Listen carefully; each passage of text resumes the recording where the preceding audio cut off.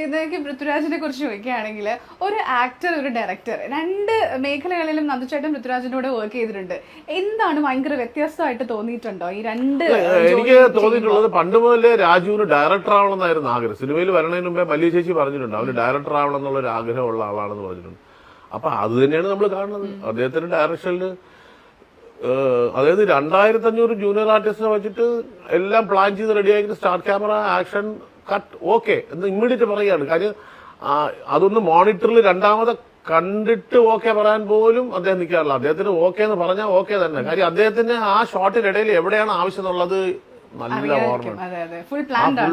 ഇത് ഇപ്പൊ ഒരു തുടക്കക്കാരനാണെങ്കിൽ ഒരു പക്ഷെ ആ ഷോട്ട് മുഴുവൻ ഇരുന്ന് കണ്ട് ആ എഡിറ്ററുടെ കൂടെ ഇരുന്ന് ഈ ഷോട്ട് ആ ഷോട്ട് ജോയിൻ ചെയ്യാൻ പറ്റും എന്നെല്ലാം ആലോചിച്ച് പിന്നീട് ചെയ്യണം. ഇത് ഇദ്ദേഹം ഈ എടുക്കുന്ന സമയത്ത് തന്നെ ഈ സിനിമ ഏറ്റവും രസം എന്ന് പറഞ്ഞാൽ എമ്പുരാൻ